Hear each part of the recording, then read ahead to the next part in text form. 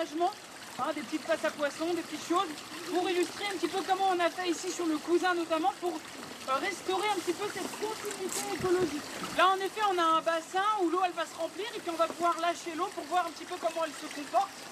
Et puis vous allez voir, il y a des petites choses qu'on peut bouger sur la maquette pour voilà, ça vérifie certaines choses.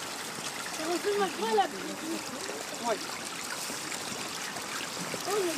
Donc voilà ce qu'on va faire. Déjà dans un premier temps, ce qu'il y a devant moi là, vous avez vu ces 3 ponts. Vous allez me dire parmi ces 3 ponts, quel est le pont qui favorise le moins la continuité écologique, qui permet le moins aux poissons, aux... Alors ce qui se passe ici, c'est ce qui pourrait se passer dans la vie réelle, et ce qui se passe dans la vie réelle, à savoir des inondations. Alors déjà il faut savoir qu'une rivière, d'accord, un ruisseau, il est dans ce qu'on appelle un lit, dans son lit mineur. C'est l'endroit où il est, d'accord, quand il est au plus bas, hein, c'est son lit mineur. Mais il n'a pas qu'un lit mineur. Au-dessus du lit mineur, il a un plus grand lit qui s'appelle le lit majeur. Et quand il y a trop d'eau dans le lit mineur, eh bien, l'eau, elle va aller dans le lit majeur, exactement. D'accord? Donc là, c'est ce qui pourrait se passer ici. Autour du lit majeur, il y a ce qu'on appelle également des plaines alluviales. En fait, ce sont des plaines qui sont inondables. D'accord? Dans la nature, c'est comme ça. Donc du coup, ce qu'il faut bien rappeler, c'est qu'en fait, cet événement, il prend place, c'est la journée mondiale en fait, des zones humides. Hein. Donc en fait, c'est une convention qui a été signée, qui s'appelle la convention Ramsar, qui a été signée en fait, le 2 février 1971. Et en fait, qu'est-ce qu'elle dit cette convention? Alors il y a plus de 160 pays qui sont signataires de cette convention. Et en fait, elle permet, surtout elle dit qu'il faut utiliser la ressource en eau de façon raisonnée, tout simplement. Intelligente, exactement. Et puis aussi, elle demande aux pays de identifier des zones humides à protéger, à préserver en fait. Hein. Donc chaque pays a des zones humides Ramsar. En fait, hein, tout simplement.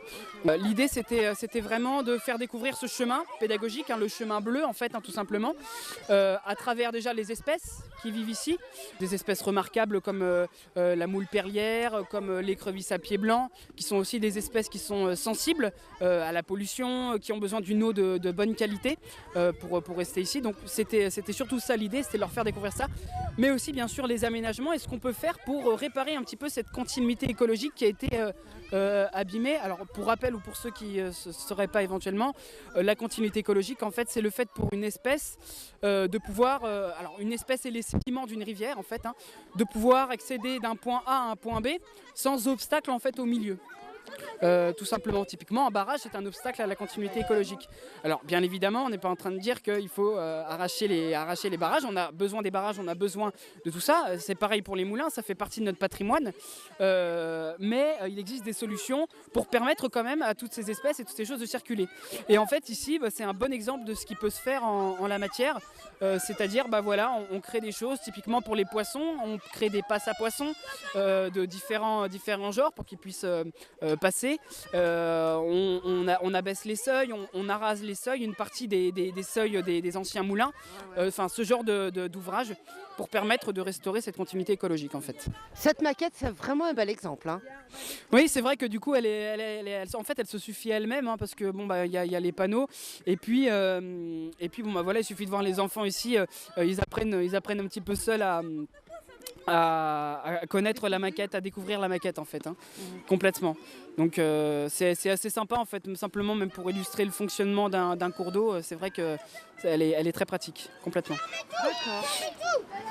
Donc vous aujourd'hui, votre rôle, c'est justement expliquer, accompagner ces enfants? Oui, complètement, puis aussi sensibiliser un petit peu à la nature de proximité, parce que là, il faut bien se dire qu'en 10 minutes de l'école qui se trouve juste en haut, on se retrouve déjà dans un site Natura 2000, et puis à un endroit quand même assez intéressant, enfin la vallée du Cousin, c'est quand même assez joli, hein, donc voilà, c'est aussi sensibiliser un petit peu à la nature de proximité, ouais, complètement. Elles sont là, elles sont présentes dans nos rivières, d'accord ? Il y a une autre écrevisse qui pose un petit peu problème à cette écrevisse-là et qui a tendance à la faire un petit peu disparaître de nos cours d'eau. C'est une écrevisse qui s'appelle l'écrevisse américaine. Alors, il n'y a pas une écrevisse qui s'appelle l'écrevisse américaine, en fait il y a des écrevisses américaines, ce sont toutes les écrevisses qui viennent d'Amérique. On a l'écrevisse de Louisiane par exemple, d'autres écrevisses. Et puis on a celle-ci qu'on voit beaucoup dans le Morvan, c'est l'écrevisse Signal. Et une écrevisse américaine. D'accord ?